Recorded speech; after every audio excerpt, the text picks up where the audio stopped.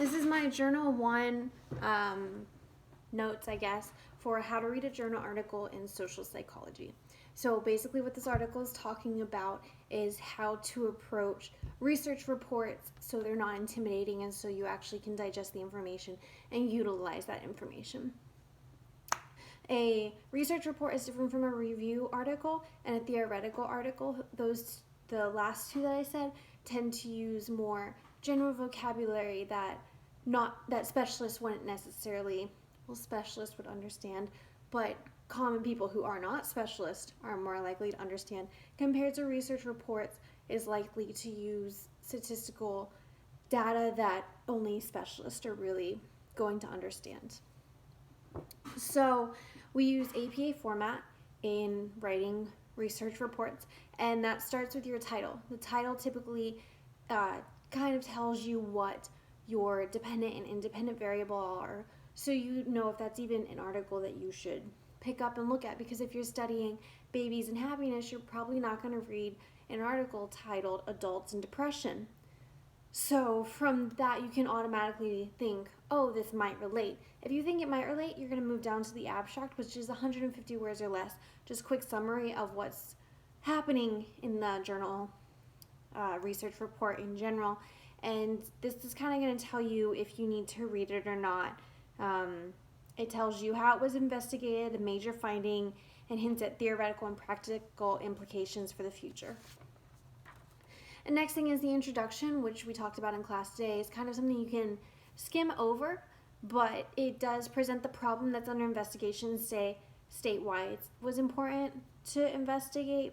So the problem might be dogs are scared of lightning. That might be what we're researching is, why are dogs scared of lightning? And this might be important to study if dog owners want to help their dogs who are scared of lightning, and figuring out what can help their dogs feel better during lightning strikes.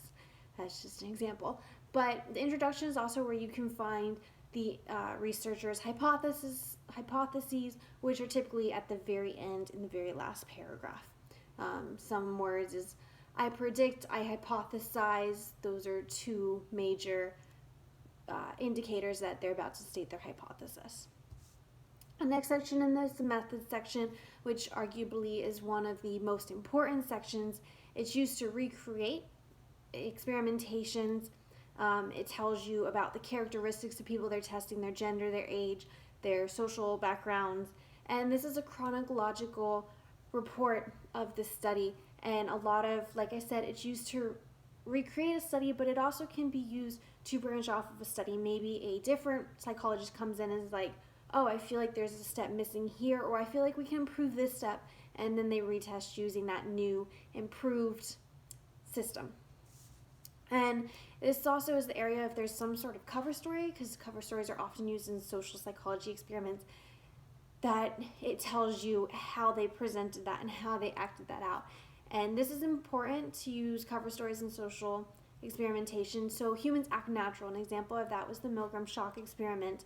If people knew that they weren't really shocking the gentleman behind the door, they would not have reacted the same. They would have just thought, this is kind of stupid, this is pointless, obviously I'm not hurting anyone, I'm just going to keep going. But because they didn't know that, there were a few people who stopped, but for the most part, they kind of didn't. So the next part is the results, which for me is the hardest part. It has a lot of statistical information that's difficult to understand sometimes. And the results section is described how the observations were collected and analyzed and determined the original and determined whether the original hypotheses were supported. So this is if you're looking for, well, obviously the results, and using that in your presentation about the article.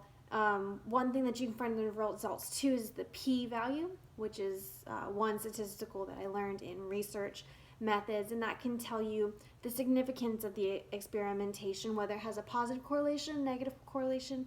Not all experiments necessarily have correlations, and the data and graphs can also help you determine what you're reading in the statistical section, because it can be overwhelming sometimes. For the most part, make sure to double check that your tables and graphs line up with the information that they're presenting to you, though.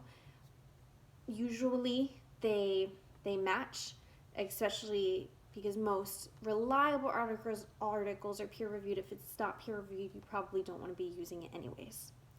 So the last part is the discussion part. Similar to the introduction, it can just be skimmed over. However, the first 2 or 3 paragraphs of it kind of put the results section into our normal everyday vocabulary, making it a little bit easier to understand if you found the results section a little bit strenuous. So my suggestion would be reading the first 2 or 3 paragraphs of the discussion section and then going back and rereading the results if you didn't totally understand the results the first time around.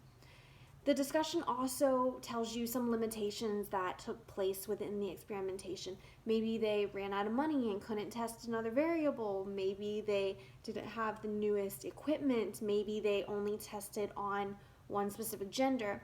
So this is another place that researchers come in and pull out experiments. They also state how it relates to previous experiments, so we know why they did this in the first place and what new knowledge is built on for the psychology. So the next thing, it talks about how sometimes researchers describe a series of studies in the same problem. And I think we talked about that earlier, how sometimes the results and discussion portions are smashed together into one section.